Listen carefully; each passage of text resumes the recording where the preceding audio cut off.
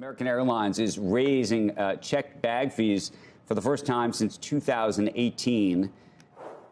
Here's what it's going to cost you guys. For domestic flights, the first bag is now $35 when booked in advance, or $40 at the airport check-in, but that's not the only change. The airline also limiting some travel agency bookings from earning miles.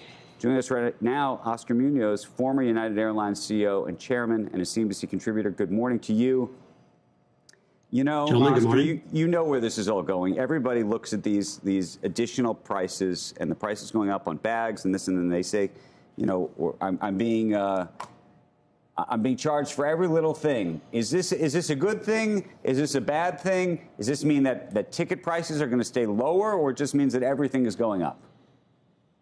Well, ticket prices will stay what the market demands, right? It's a very competitive world, but with the broader aspect of that, I think, you know, the headline is probably a little bit more misleading than you might think. Yes, the baggage fees are increasing, but it's really this move around distribution costs that airlines pay to these management companies, these TMCs.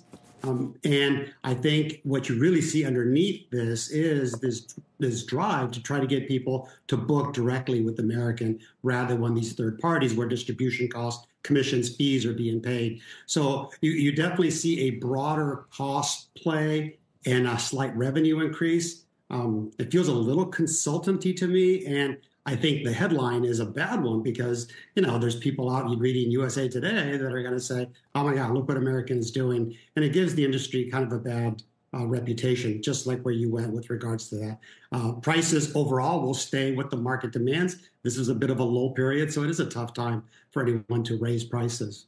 You called it a lull period. Is it a lull period for business travelers, which is where the real margin is for most airlines these days, or is it a lull period in the back of the bus, if you will? No. What are you seeing? The dynamic there has changed a lot since COVID, right? So business travel has not fully returned. People are opting for, you know, these virtual ways of communicating much more. The lull is mostly in what we call the leisure market. While there's some, you know, travel for spring break and such that are upcoming, there's just a little quiet period after the end of the year. So it's seasonal in that regard.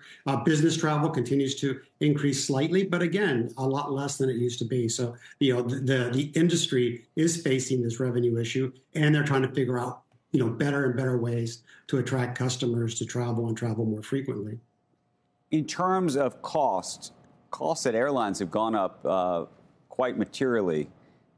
Where do you see profits, and which airlines, if you were to stack rank them at this point as an investment case, well, how would you do it? Yeah, the investment case is difficult, right? Over the long run, we've seen the markets, you know, having run a company and doing, you know, we had a nice 50+% run in our price when we were there, but it's so volatile with so many external factors. But with regards to profitability, I think we've talked about over time this concept of cost convergence, where the low-cost carriers that had indeed low cost are being pressured by these contracts with labor. Certainly fuel has had a big issue with that. So you're seeing this cost convergence, and you're seeing really a couple of airlines sort of come out of it in a more stable way. And those would be obviously biased United, but Delta as well. And you see those two. And then with regards to this, you haven't seen them comment.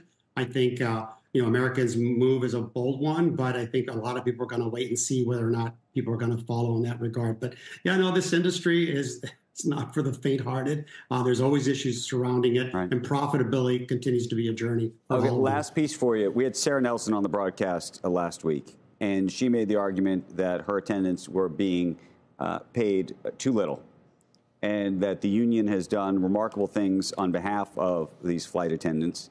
I made a point that, interestingly, at least when you look at all of the rankings of all of the airlines, the one that seems to come out on top, not just in terms of profits, but in terms of customer numbers, satisfaction, and the like, happy employees, is Delta, which is not unionized.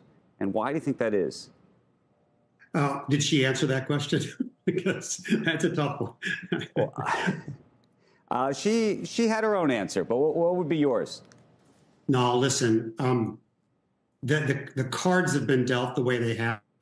And so for those of us that have unions, it is imperative that we negotiate in good faith a fair day's work for a fair day's pay has always been my model, and it's also been the union's model. And I just have to define what a fair day and a fair amount of work is. And so for the ones that have unions, it's imperative that we work through this to get the adequate amount of compensation for the work that they do. With regards to the difference between Delta and the non-unionized nature, it's been a topic that's been discussed greatly, and more power to them for being able to do that. But again, it's an academic question in the regard, because there's just no going back for the ones that have unions, and so we have to work with them.